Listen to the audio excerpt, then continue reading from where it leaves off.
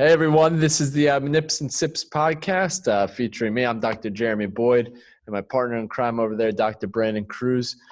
Today we're going to be talking about an interesting topic, but what we're going to theme or call when in doubt, crack it out. So this is going to be talking about some manual therapy, some effects potentially maybe when you don't know exactly what to do, or looking at some descending inhibition or some things to modulate the pain. But before I get too much into it, let me pass off to Brandon. Brandon, how's it going, my man? Going well, man. Just finished a day at work. It's probably 8 p.m. right now. Got my Noble Oak, and that's it. Kind of ready to talk about this episode here. We started a manual therapy mentorship yesterday. We have a group of 4 now in our cohort, so that was exciting last night. Some topics came up yesterday about manual therapy. I had a recent post actually promoting the mentorship, and we've had some positive and some negative feedback on manual therapy. So we figured this would be a great topic to, I guess, kind of piggyback off of and talk about. Obviously, we love manual therapy. We think it's crucial, integral to an examination, a treatment plan, a plan of care in general. So yeah, probably be a shorter call. But Jared, what do you got on tap today? Nice quarter zip, by the way. Oh, First yeah. year. Look at that. Matches the wall and everything. Gotta look fresh. I've heard from a mentor of mine, more of a strength and conditioning performance mentor, Coach Bobby Smith up in Tinton Falls. He's like, you look good, you train good. So that's how I feel about every day. You gotta look fresh. I treat people get Look better good, treat quicker good. here. Exactly. I mean, my outcomes they're better when I'm on fleek there. But today got a new Belgium, which is more of a popular beer, a gift from a client of ours. So she came in and brought like three 12-packs for all the guys in the clinic. Funny thing is, Cam doesn't drink, so we get extra reward with more beer in the clinic. You get doubled up. Oh, yeah. So this is Liquid Paradise IPA. I've had a couple. Pretty good IPA. Got a nice kind of, that kind of tropical feel to it. From previous experiences, I'm going to give it a 7.7. Very nice. But nice and fresh. I'm digging it. Cool logos. But cool logo. That's the fun thing about beers. They have cool logos, and it's a nice hot summer day, so something refreshing after a long day of work sounds good. Mm-hmm. This is extra refreshing. Well, at the facta here, so it's always nice. But yeah, let's get it going. I thought this would be a good one. You seem like you really want to talk about these sort of things, Brandon, and then we'll pick up from there. Let's see how this combo goes. Yeah, I kind of want to, I guess, really just kind of jump into it and start by creating a change. I want to make a vote of changing the neurophysiological effects. Actually, I shouldn't say that, but under that goes, non-specific effects of manual therapy. It's always said that there's these non-specific effects, such as patient alliance, patient buy-in, building rapport, things like that go along with it, as well as some of the neurophysiological effects that kind of can't be explained and is termed non-specific effects. I think we need to get rid of non. It gives a wrong connotation if nothing's happening, and then you get these jabronis out there that read 1 or 2 pieces of articles and they think that they know it all because it can't be quantified. Oh, the brain can't be quantified. Shocker. That changes are happening. We need to rename it multi-specific effects or multifactorial specific effects, something. Multiple things are happening at different points in times and in our body in response. And, that needs to not be downplayed or overlooked. So that's kind of where I want to start off with, I guess, the conversation today when in doubt, crack it out.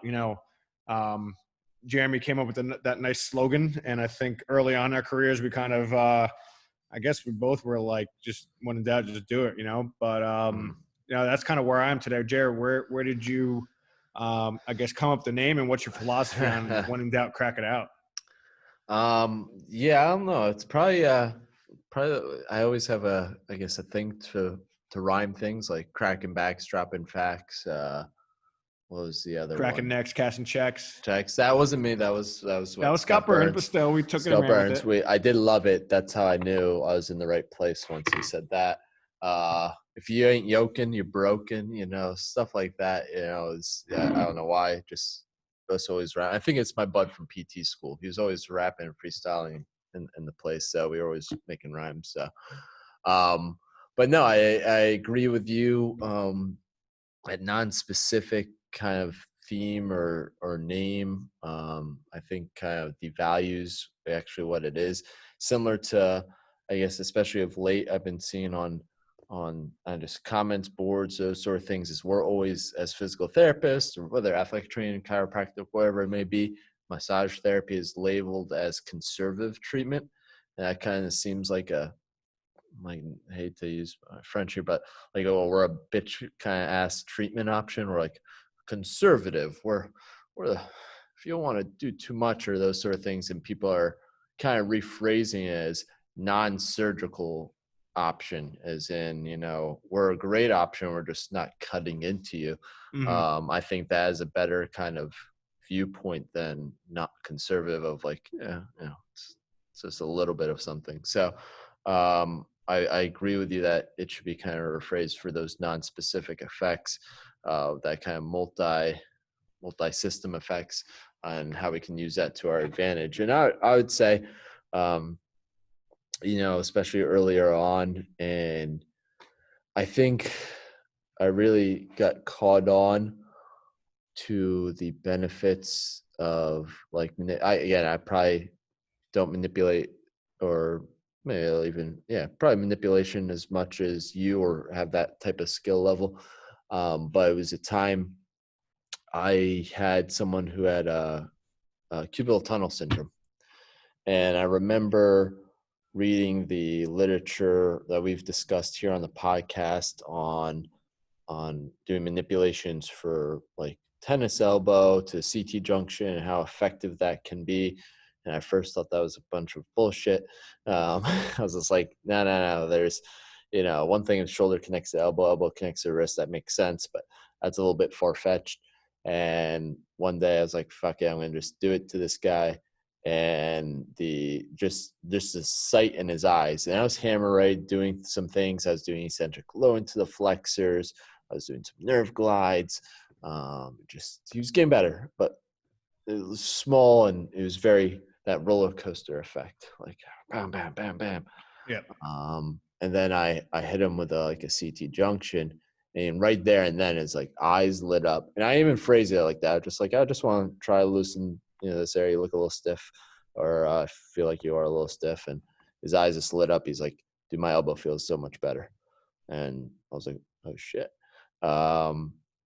So from that point, and then even afterwards, I kind of like try and get away from it with him. He's just like, that really helps me. So I implement it, and we get great results. But from that point was probably kind of in that earlier career was, all right, let's, when in doubt, let me just crack it out kind of sort of approach, was seeing how beneficial that was. And, is probably something along the lines of, descending inhibition, calming the nervous system, that has a play on the nerves, and cubital tunnel, which is the ulnar nerve. I just kind of went through doing that. Things have now since evolved, where I'm a little more specific with my manipulations, probably even do maybe a touch less, but still do frequent amount of manipulations, but I'm a little bit more specific versus, just let me crack it out. Now I'm hitting like certain areas, only doing it when I need to. Like today, I was seeing a client that my resident was seeing, and he did some manipulations the day before because it was a knee patient. It was just reporting of neck pain with sleeping and that sort of stuff. And he did some things, and she had a benefit.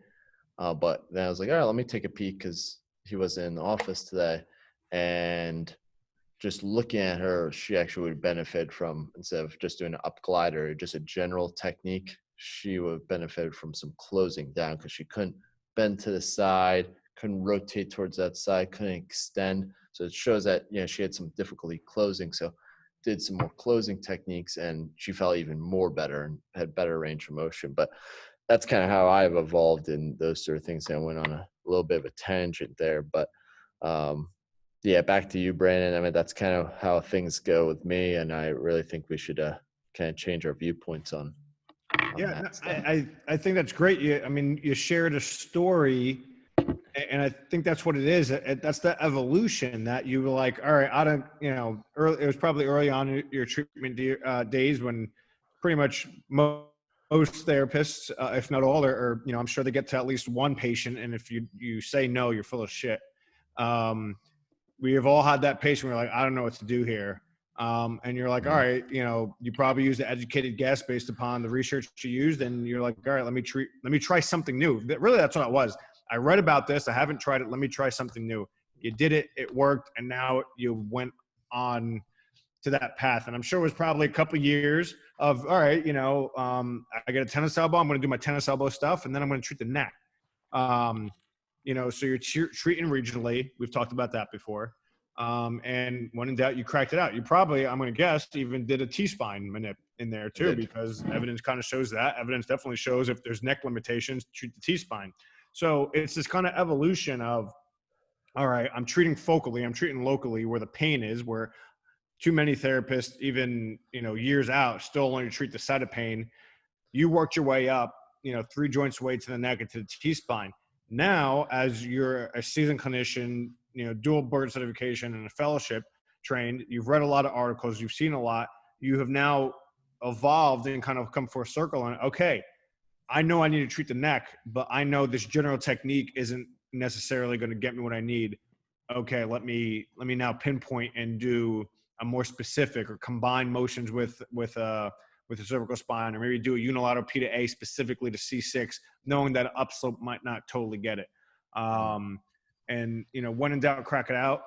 For the newer grads that aren't sure on how to treat, and you're trying to treat by diagnosis instead of by patient presentation and patient response to treatment within that session. Throwing a manipulation in there that takes 20 seconds, if that, you're not losing a lot of time, and you could still load your patient and do your other stuff and educate them. But yeah, I think that's maybe hopefully saying that we can do. Obviously, we're not saying just crack everybody who has a red flag and who's, has a contraindication. We're not saying that at all, because I know there's some people out there who are probably going to take it that way. But it's definitely evolution, through it.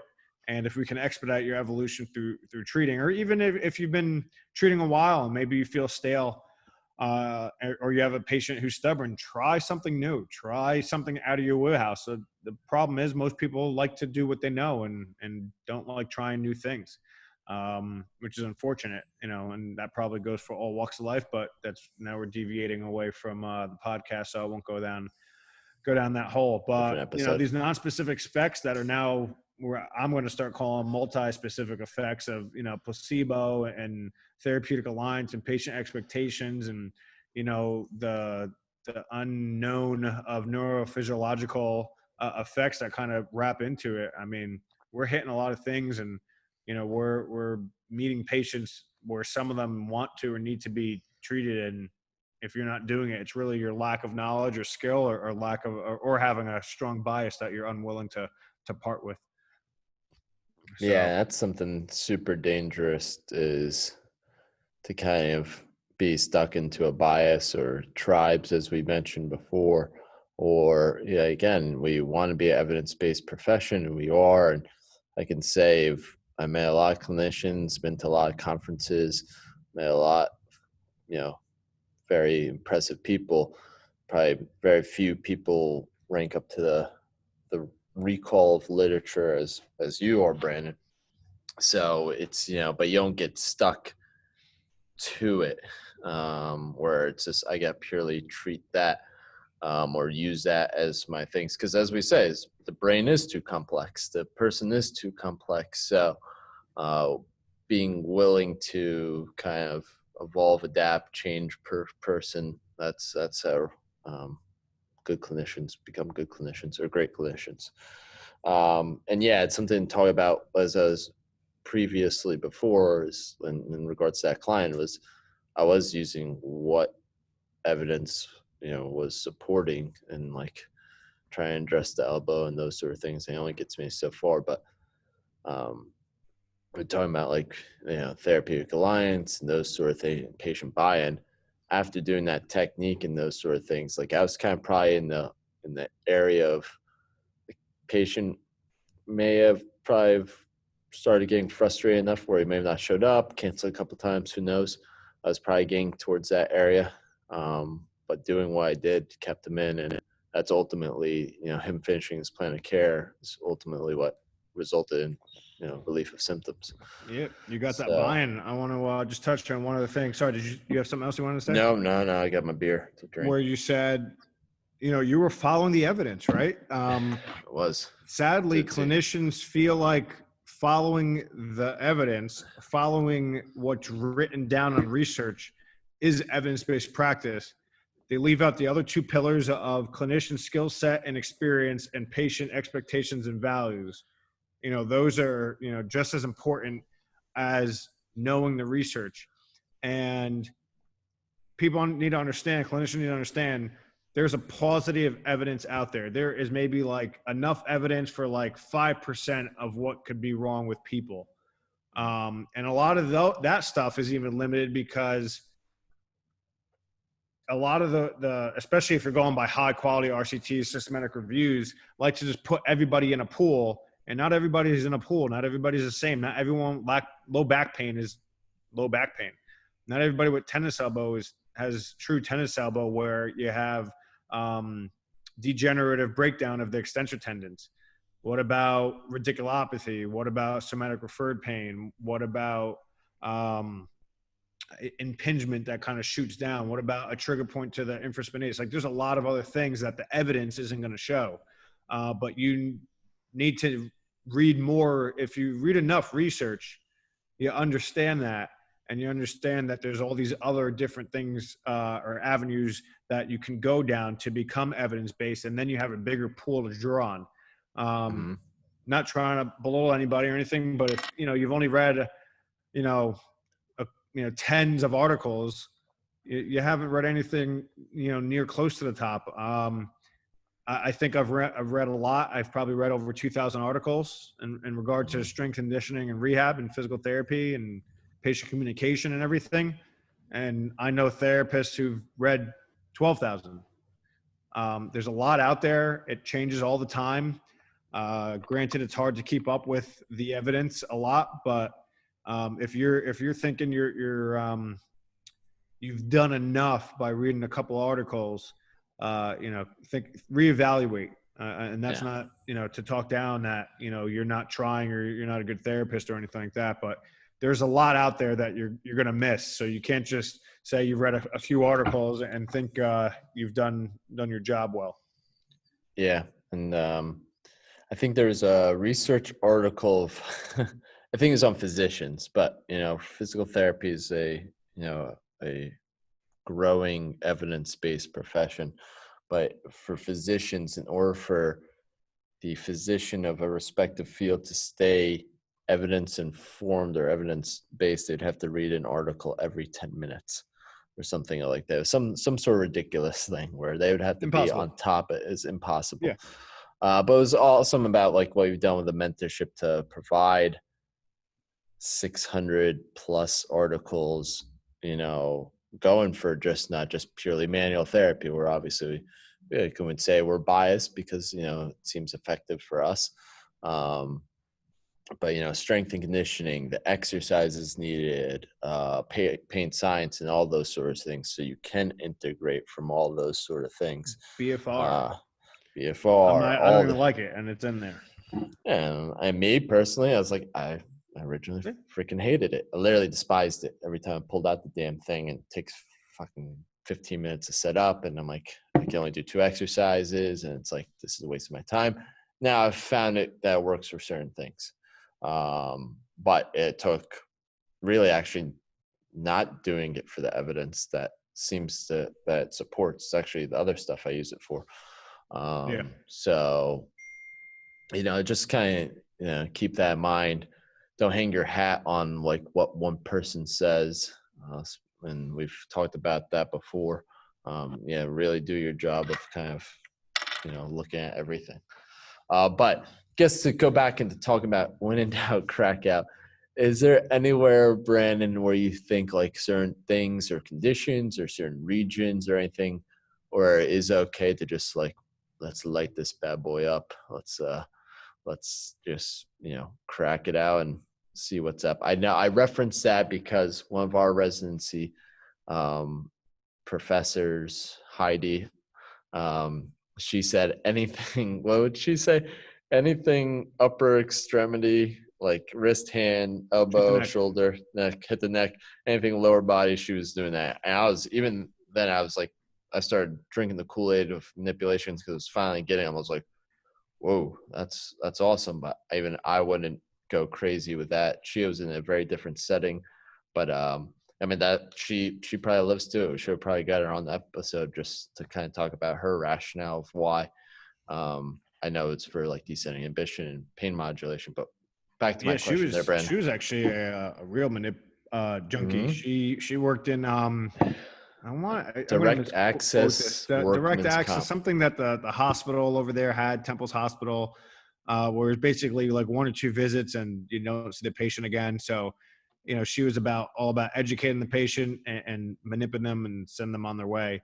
Mm. I remember her saying that in terms of, basically shoulder down, treat the neck in some way, shape, or form, especially those wonky things like those tendinitises, those neuropraxias or neuropathy type things. She's like treat the neck. There was more. There actually, I think there's still more evidence on that than the lower back. There's a lot of evidence supporting treating the neck for carpal tunnel, tennis elbow, shoulder Mm. pathologies, X, Y, and Z. And I remember asking the question if there was research out yet on the lumbar spine for that. And at that time, there wasn't. I really haven't come across. There was a couple stuff for like patellofemoral pain syndrome, Yeah. um, some like ankle tendinopathy. Actually, I have a patient right now who came in with peroneal tendonitis, and I ended up just doing low back mobs and some Glides, and she's like 80% better. She has a lot of strength she needs to work on right now, but like her swelling went down, her pain went down. She's just Cool. has poor hip weakness and balance that we're working on. So that was, looking more proximally for something like that. But back to your question, is there any diagnosis or type of patient I'm doing manipulations on? Where you would just without question, just went I feel out, like just like crack it chronic out, pain just sort of just patients I crack it am. out. I feel like most chronic pain patients are in the spine anyway. It's like neck related or low back related. I don't know Mm-hmm. if there are too many like chronic shin splint patients or, Mm. um, Depends how many runners you get. They'll just kind of deal yeah, with they it get and that's runners, it. but like even then they stop running and it goes away. Mm-hmm. It's when they run, that it flares up. Yeah. Um, headaches, I'm going after. I hear headaches, I'm trying to light that neck up, especially the C0, 1, 2, 3.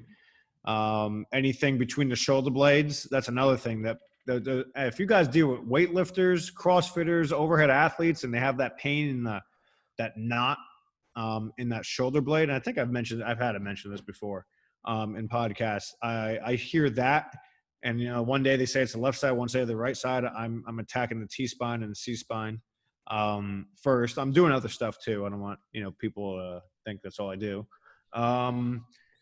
Tennis elbow, I'm going straight to the neck. Carpal tunnel, yeah. I mean, hip impingement, I go to the back. I'm Mm. going down knee stuff, I go to the back. Honestly, over the past year or two, now that I'm thinking about it, I'm like talking out loud. I'm like reflecting on what I do. Yeah, I'm going to the spine for most of my stuff, and I'm actually getting really good results for these like weird, wonky, tendonitis type stuff, even like plantar fasciitis. Mm. I treat the back, and it was better. Yeah, I'd say I'm at least assessing it, and if I find Mm. a hypomobile segment, I'm either mobbing it or manipulating that segment. I'll treat the location they have pain on too. Part of that, honestly, sometimes is just to get the patient to not think I'm a quack, because you could sit there and explain to them to the cows come home. Okay, I know you have foot pain. I know it hurts when you point there, but it's your back, and only touch their back. And unless you get that immediate boom, sometimes it takes a couple sessions, but sometimes it's right away. I mean, if you get it right away, but even then, I've had those patients. Actually, the lady with the back I just told you about, I mobbed her back. She got up and walked around. She's like, "It's better," and she like didn't want to believe it. I was like, "Okay, I'll treat your ankle too." So I did like 5 minutes at the ankle, just to kind of make her happy. But each time she came in, I just did less and less and less. To me, that's your multi-specific effect. That's meeting basic expectations and creating patient buy-in. She expects me to treat the ankle. I know it's her back. Okay, I'm just going to give you 5 minutes of what you want, and then we're going to go and do whatever. But I know I kind of rambled on there because I was thinking or reflecting as I was thinking about it. But yeah, anything on your end? No, and I just want to make it, well, I mean, there's stuff on my end, but I want to make a point, being that I was an employee of yours at Pursue. I like to say Trifecta is to a degree, we have our own spin on things. Our population's a little bit different, a carbon copy of Pursue, Yeah, which I'm always see in more debt for. athletes, see more college athletes. A little bit more college athletes and that sort of thing. But the type of clients that you're getting, most of ours are direct access, is that, these individuals, at least especially in my end, a lot of my clients have already experienced PT, especially for their issue, especially, as you said, those chronic pain patients. So they've had PT. Let's face it, at most places, there's also good and bad of every place, but at least the bad places, what are they doing? Exercise. At least they're doing that. And then we have so many there's research that says general exercise is just as good as McKenzie exercise, or just as good as nerve glides and so stuff. So why didn't those people get better? So the fact that you're doing those sort of things, you're applying the maybe, whether when in doubt, crack it out, or just manipulations and those sort of things, and those people are getting better, they're having good outcomes. That's just further saying that that's probably a component of what they needed. If it was just exercise or movement and those sort of things, and told they were going to be okay, they probably would have never came to you in the first place. At least I know that's a case in my place. And some of those cases, some people do come in and I'm like, no, I don't really need to do manual therapy. They need some better education or need a little bit more specific exercises. But that's was kind of my, just wanted to say, based off of these aren't just first-time people, unfortunately. Yeah, I agree. I wish they were more first-time people. That would be even better. I'll say, yeah, they get a good experience off the bat. On my clinic, I feel like I'm starting to become that clinic that starts to see the hard cases. Okay, I've been to 3 Ace in the clinics, hole. and I heard you were the guy to go to. It's like, great. Why couldn't you see me complex in the case. beginning? Yeah. But on the other hand, it's like, okay, cool, challenge. I'm people are understanding and seeing that value and what I bring to the table. And I think from our conversations, you're kind of getting some of those complex cases where they've been to 2, 3, 4 different providers, and they found out through the grapevine you're the guy to go to down there. So Yeah. kudos to you. Literally had a girl last week, was evaluating. She went to the big sports place in Delaware. Not going to say anything. Children's Hospital. Was fully evaluated, and the PT was like, I don't know what's going on with you. Literally said that. I was like, you should never say that. At least bullshit it. Fake it till you make it there, dear. Said that, maybe there's another PT in her clinic that can evaluate her. She's a competitive swimmer, wanted to keep swimming during the season, but the other PT wasn't available for like 2 or 3 weeks or something like that. But they're like, here's some, literally first said, I don't know what's going on here, but here's some exercises. We saw her for one session. Was a rib kind of issue. Nipped it. All her pain, like when I was palpating, all her movements that reproduced her pain, everything was eliminated. Had her go through exercise. And then I remember I was like talking to her mom for like 20, 30 minutes or something afterwards. And I was like, all right, there should be that whole non-specific effect. That should be essentially multi. I know. I was gonna say non-specific, effect, but that multi specific effect should have already worn off at that point. In theory, what we know is like 10, 15 minutes. That window. Talk to it's just like, oh, like how are things feeling? And just like, was checking her out, still was completely symptom free. After we were just talking, she was already done with her session, already moved on to the next person. And then like followed up with her, completely symptom free. It's something that she's been dealing with for a while. So, just kind of take that in mind and all those sort of things. But all the other previous areas, sometimes with like, I would just say the ankle, basic like ankle post, like boots, sprain. I'll be like, just go to town. You don't have to really think about it. Manipulate subtalar, subtalocrural, just go to town, and you'll probably make them a ton better real quick, and they're back to their sport in no time, versus them having pain and all that sort of stuff. That's wrist probably pain. About the only wrist pain too. Yeah, mechanical wrist pain. Treat DRUJ, the carpals, the whole hand, and. But, all right. Yeah, cool stuff. I think that's pretty good for today. Yeah, you had a couple important announcements. I know you wanted. We forgot to say it in the beginning too. But yeah, my bad about that. But hopefully you guys are enjoying what you're listening to. And if you have any comments or suggestions, we're open ears from. If you disagree with our points, we'd love to start a non-threatening conversations and good clinical chat. We do obviously. Show. Yeah, exactly. And we've had mentors. We've had some people where we don't exactly see eye to eye with our treatment, but you still get good clinical outcomes. So yeah, if you have anything like that, feel free to reach out to us. We're always open. We're always willing to learn, willing to talk. But if you guys are listening, please subscribe to us. Feel free to review us on, I guess, iTunes or Apple Podcast, and take a look at the mentorship program that Brandon spearheaded here, and also got a course coming up in was it September 17th? 18th? It's the third week of September. What's the exact date? September? Saturday. 19th? 19th. Yeah. I think. That's peripheral manipulations, which is one day course. That is definitely something that's not really brought into most PT schools. I know some schools, which are really cool, they'll do cervical, thoracic, lumbar, but really won't go into more of the higher velocity, low amplitude thrust of like the ankle, the wrist, the elbow, hips, all those sort of things. So it's just a one-day quick wham bam. We'll have all the good PPE, make sure everyone's safe. And then there's a course down here at Trifecta in October for those who need a little help with their lumbopelvic. But if you have any questions, comments, concerns, feel free to reach out to us at Manips and Sips on Facebook, Instagram, and Twitter now. Or you can reach out to me at The Decent Doctor at Trifecta Therapeutics, Brand's at Pursue PT Now, and Think Like a Fella. Thanks for listening in, everyone, and cheers. Cheers, guys.